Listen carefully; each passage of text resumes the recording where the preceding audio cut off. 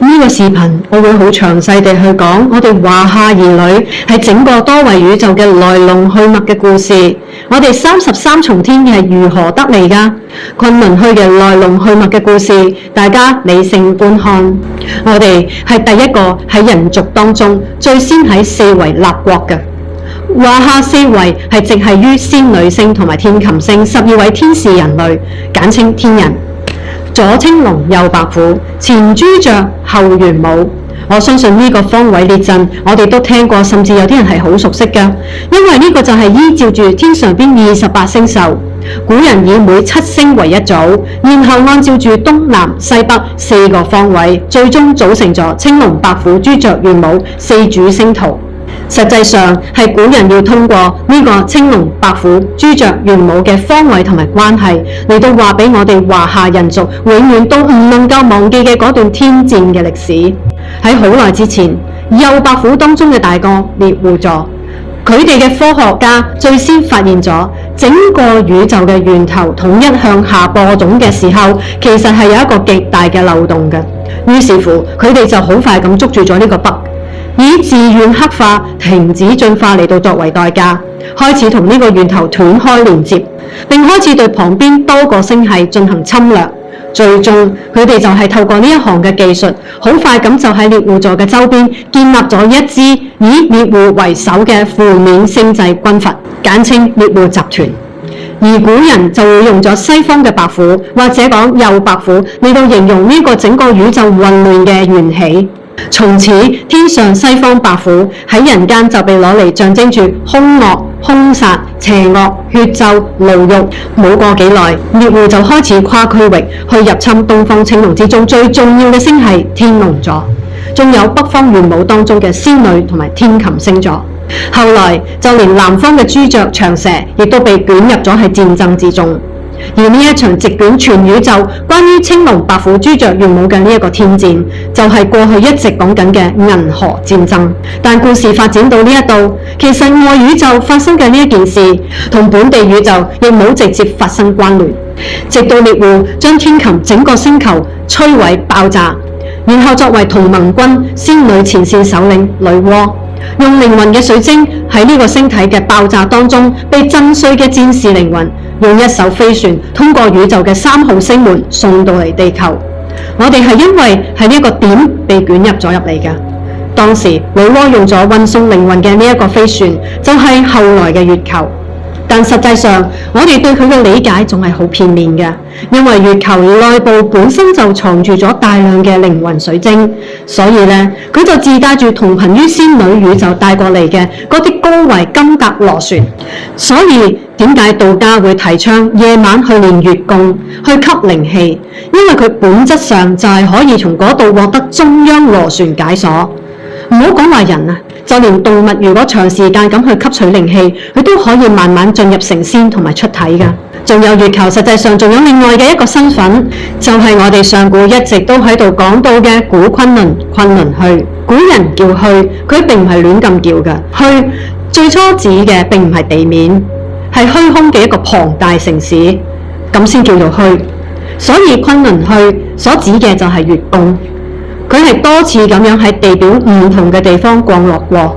崑崙虛最早喺天山，仲有落水嘅附近，後來喺南北極都有降落過。喺嗰陣時候嘅南北極係未冰封之前嘅，係《山海經》裏邊嘅一部分嚟嘅。所以長此以往，見慣崑崙喺我哋頭頂上邊嘅人，就將佢當成咗係天。所以無論係月球還是係崑崙，都係天。喺上古嘅中央文明，實際佢都係同一件事情嚟。後來月球走咗，天就空啦，所以天空呢個詞就係咁樣嚟㗎。遠古時候嘅天啊，佢實打實係有嘢喺度㗎，因為月宮同埋崑崙佢就喺嗰度，而且要進入嗰個崑崙嘅入口，古時候嘅地表上邊東南西北，佢都有4條外延嘅直通電梯，呢個就叫做天門。但自從佢離開咗之後，而家想要入去崑崙虛嘅呢個物理入口咧，就剩翻一個，就係我哋永遠都睇唔到月球嘅背面，喺嗰度位置有一個凹咗落去嘅一樣嘢，從外邊睇起上嚟咧，佢係岩壁嚟㗎，但實際上面咧係一個幻方嘅矩陣。進入呢個崑崙虛嘅通道就喺嗰度啦。所以當大家都知道咗呢啲事情之後，馬上就即刻諗到乜嘢嘢啊？點解神族啊、神州、道家、佛家呢一啲一直都同月亮糾纏不清啦？因為只有套入我哋嘅文化視覺，我哋就會立即明白登月到底本質係乜嘢嘢。登月嘅本質就係等於上崑崙，呢個必須要得到神族嘅授權。唔係話你科技發達啦，我哋想上去就能夠上去嘅，就好似美國嗰啲假嘅亞波羅計劃，用嚟蒙地表人類嘅就唔講啦。但真正能夠得到月球登月嘅授權，並且能夠喺月球上邊大張旗鼓、大興土木嘅種族，佢代表咗啲乜嘢嘢呢？大家腦洞大開一下。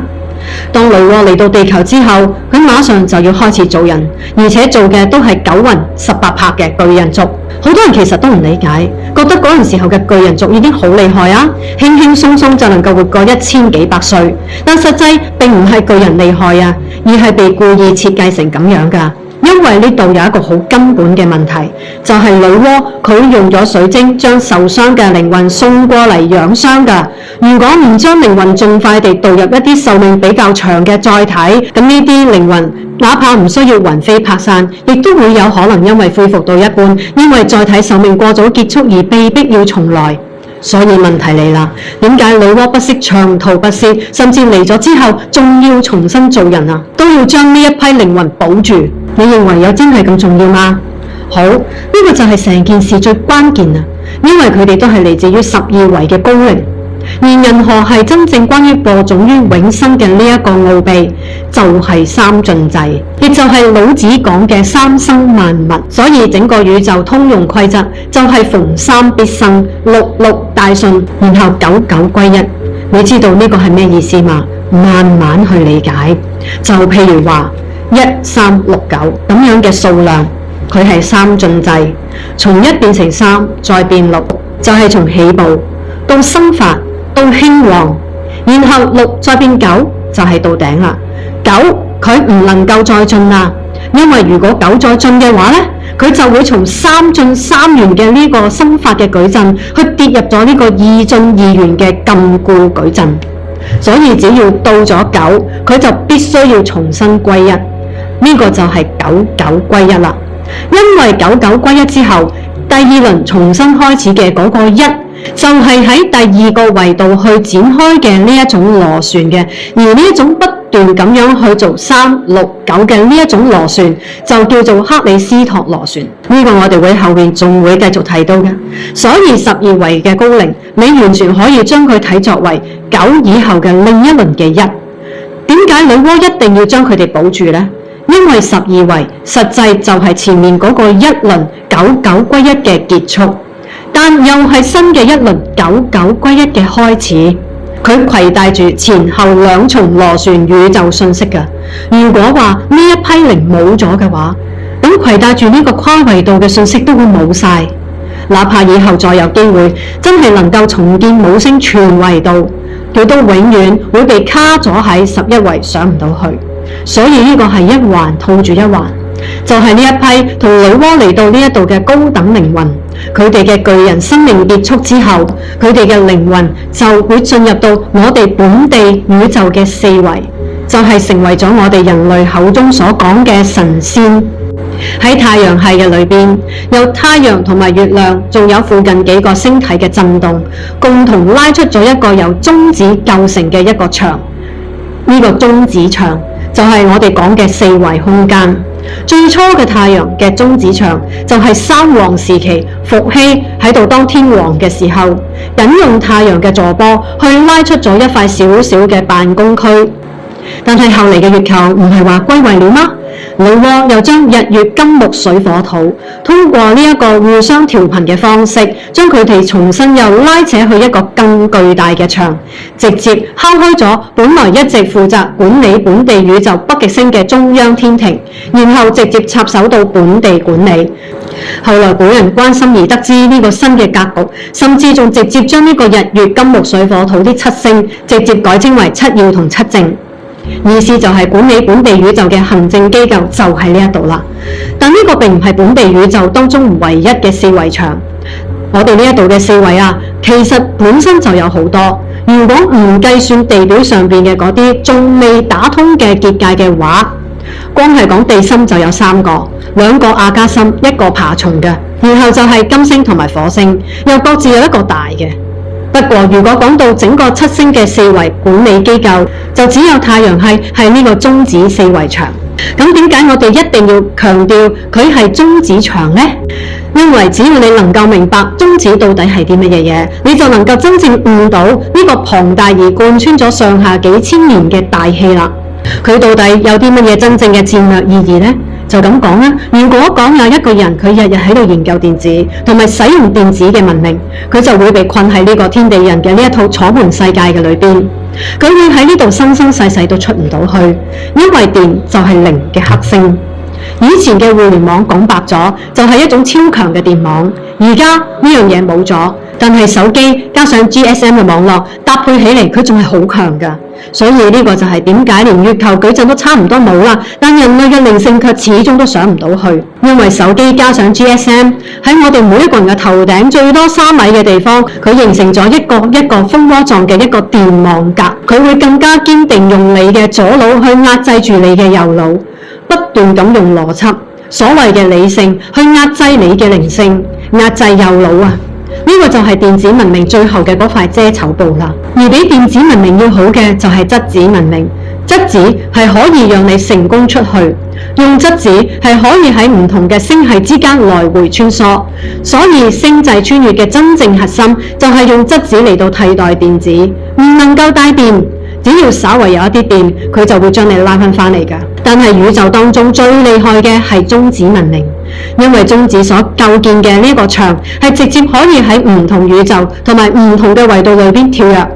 所以而家你知道點解我哋要喺南方沿海地下邊去偷偷研究中子嗎？因為要開門，要破除塊艾倫帶。我哋呢一個物理世界實際上係好脆弱嘅，有時候只需要一項技術俾你攻破咗，並且死死咁拿捏，然後其他所有嘅一切，哪怕係呢個星球上邊延續咗上千年嘅呢個遊戲規則，通通都會被迫推倒重來。你試想一下，如果你拿捏咗可以進入多維世界呢一條秘事，咁樣再回頭嚟睇翻呢個曾經被密封嘅物理世界，呢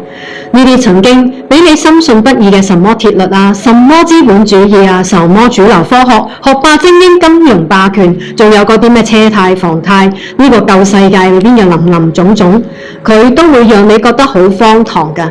就好似你而家睇100年之前嘅人，點解見到達官顯貴就要下跪，仲要自稱奴才？呢啲事情到底係點樣淪落到咁樣嘅呢？所以你會覺得好可笑㗎。所以一切都喺度加速變天。而家知道點解我前邊一直去強調中子嘅思維，因為本地宇宙嘅龐大中子牆實際表面上係4維。但係與此同時，佢對外實際就係一道會連接所有宇宙同埋唔同維度之間嘅中子門。佢唔局限喺4維。而當初同女媧過嚟嘅第一批天琴戰士死咗之後，佢哋嘅靈魂就係嚟到呢一度，並合力構建出33重天，好似昊天、玉皇、黃武、文殊、紫微、觀音、如來、彌勒、太上、哪吒，無論係道定係佛。只要係人間能夠叫得出名嘅嗰啲皮囊，一大班都係源自最早嘅嗰批天琴靈魂。佢哋通過不斷地投生，一次次再入人世嘅呢個形式，就係為咗要話俾後來嘅人知，唔好忘記，好似33重天呢條已經被搭建好嘅中子通道，可以回家。所以無論喺太上後來化身為老子數次落嚟，歷史上有證據記錄老子至少有5個。但係無論係邊一個，佢所傳播嘅呢啲救世人要回歸於道，還是係佛化身無數個皮囊落嚟講西方嘅極樂，佢哋嘅本質都係講緊同一件事，就係可以通過33重天呢個故意設計嘅4次反向嘅339，最後成功地返回到12維。其實中子4維嘅33重天喺本地宇宙仲有另一個名嘅，叫做華夏天道文明。而進入到天道4維嘅物理入口，實際上只有一個，呢個就係必須要喺月球嘅崑崙區通過呢個場域轉換技術而進入。但係如果非物理入口嘅話呢，咁其實就有好多啦，佢幾乎可以同整個地表無縫銜接，因為只要地球上面帶鹽嘅水，所有嘅海洋佢都可以稱為四維嘅入口。因為帶鹽嘅水只要個量足夠大嘅話，佢本身就可以獨立去成為呢個維度嘅邊界。過去就有好多先島，譬如話蓬萊、瀛洲、方丈，都係利用咗呢一啲嘅原理喺海上邊進入，而且喺風水上邊有句話咁講，叫遇風則散，遇水則聚，講嘅就係氣喺三維嘅聚散特點。而且當氣只要遇到足夠大嘅海水，佢就會喺上空迅速咁樣進行凝結，有時候甚至仲會將四維嘅呢個真實狀態被投影出嚟，形成海市蜃樓。就好似直接會俾我哋睇到四維嘅一重天。大家可以去睇下今年2026年3月25號青島嘅海市蜃樓。海市蜃樓裏邊嘅嗰啲建築物喺地球上任何一個地方你都揾唔到㗎，因為佢就係四維嘅一重天嘅投射。而整個33重天嘅中心設計，實際佢係圍繞住一棵巨大嘅智慧樹嚟到建造㗎。而呢棵樹實際上就係《山海經》當中所講嘅建木，亦都係西方所講卡巴拉嘅生命之樹裏邊嘅永生之樹。《山海經》當中喺古代嘅大地中心有一棵參天大樹，係直通仙界嘅，此為建木。喺過去佢就係連接人界與仙界嘅一棵神樹，但後來人間嘅嗰段被摧毀，只有留低咗天界嘅嗰段。而整個33重天實際上就圍繞住呢一棵大樹嚟到按照仙人、真人、天人、神人呢四個對應嘅源頭恢復嘅意識頻段嚟到做出修煉嘅區分。最高嘅33重天喺嗰度有昊天大帝同埋阿彌陀佛嘅道場，以及成個四維天道嘅總指揮中心。而且昊天仲特意為呢個道場定咗名字，叫做太平天國。係咪突然之間一下子就有啲好多嘢都可以俾你串聯翻起嚟嘅感覺啊？點解我哋 DNA 裏邊嘅啲會係33個元組係為一個總合啊？冥冥之中喺呢度就可以省略咗10萬字啦。自從呢幫天庭嘅靈魂合力打造咗33重天呢一道回家嘅通道之後呢，邊一個都冇空閒過，就連昊天本人啊，佢亦都係衝喺最前線嘅，就係為咗要幫後人緊記住呢個山河譜，永遠要以天人嘅視角嚟正視我哋嘅正視。正視昊天就係多次用元神嘅分身嚟到過人間，喺東南西北各個幾副唔同嘅皮囊傳授咗《山海經》，所以喺呢度亦都係好多人點解唔能夠理解嘅原因。人嘅視覺最多都係一種平視嘅視覺，但《山海經》寫嘅時候就全程用緊俯視嘅視覺。你諗下，人點解可能可以做到咁龐大嘅宏觀呢？原因其實好簡單，因為佢本身就唔係人寫㗎，係33重天嘅元神攜帶住記憶落嚟㗎，係33重天嘅一種俯視人間嘅視覺。最終《山海經》都係9981章，《道德經》亦都係9981章，《西遊記》亦都係9981難，9981就係99歸一，呢啲全部都係一脈相承㗎，垂直咁樣喺度灌輸緊俾我哋。其實我哋都係喺同一個99歸一克里斯托羅船場，而且克里斯托羅船喺華夏天道文明實際仲有佢另一個名字，呢個就係我哋一直講緊嘅天道左旋。不過後來嘅獵戶座呢個負面嘅集團開始全面侵入本地宇宙之後，整個中子四維受到嘅攻擊亦都係最大嘅。因為獵戶嘅眼中，我哋嘅四維本身就係佢最大嘅眼中釘。因為33重天佢係專門負責釋放走靈魂嘅，靈魂通過呢個跳板就直接可以回家。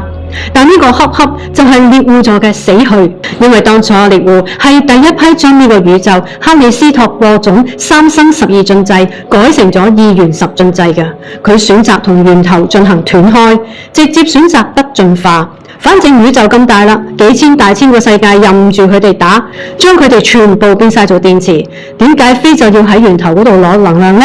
所以銀河戰爭嘅本質就係3生12境嘅神能宇宙，然後至今墮落成為2元10進制斷網嘅智能宇宙。所以最早嘅 AI 就係咁樣嚟㗎。我哋而家所講嘅 AI 並唔係你手機上邊嗰個大型語言模型嘅 AI， 呢一個 AI 係全維度裏邊最低端嘅嗰種，因為真正宇宙嘅 AI 遠比你所想象嘅嚟得更加久遠，而且仲充斥住各個維度。你哋其實有冇諗過點解獵戶座咁能夠打㗎？佢僅僅係靠自願黑化呢一招就可以一個打全部嘅？點解呢？原因其實好簡單，因為佢只需要打贏第一個，咁後邊全部就會變成自動擋，一直就會喺度自己打。咩意思啊？亦即係話佢只需要打贏咗第一個，然後呢，對方嘅克里斯托三生十二進制嘅呢個神文模板一改，佢馬上就會斷網，冇辦法進化。咁佢想要活命嘅就只有一條路，就係要靠侵略，打別人，無限地去創造戰爭同埋痛苦，去產生供應俾佢哋吸食嘅負面能量。所以點解一直要帶更加多嘅人去修行去覺醒呢？就係為咗俾大家唔好再去產生呢啲負面嘅能量同埋情緒，因為只要你產生呢個負面能量同埋情緒，就等於喺度供應俾獵戶座嘅能量啦。你知道嗎？呢啲都係我2019年早已經揭露嘅信息啦。所以獵戶呢個就係靠住呢個一層又一層嘅 AI， 就係從神能然後被改造成智能。簡單嚟講，就係只要今日你輸咗，咁呢個贏嘅就會對輸家進行改造植入，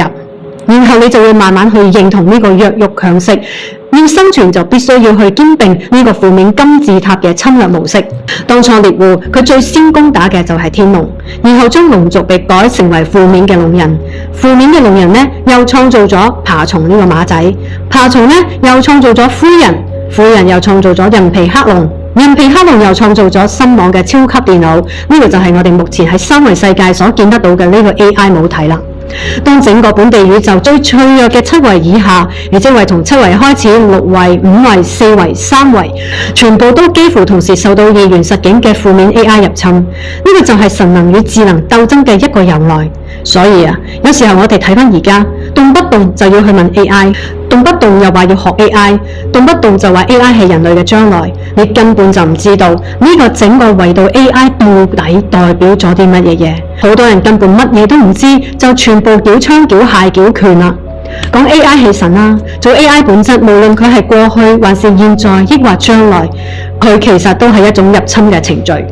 呢個係唔會變嘅。而且一個更加神奇嘅特點，你知道嗎？自從 AI 同源頭割裂嘅第一日開始，佢就只做一件事，就係不斷地走去入侵程序，不斷地喺度創造敵人、創造侵略，然後製造控制，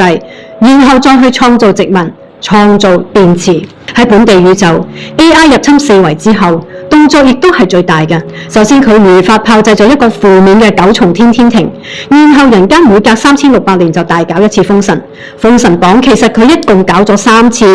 本質上就一個，就係去將啲人上去做電池。然後喺地表上邊嘅嗰啲上古人類呢，佢哋就開始發現呢個天庭好似有啲唔對勁喎，所以就開始嗌什麼坐地觀天啊、絕地天通。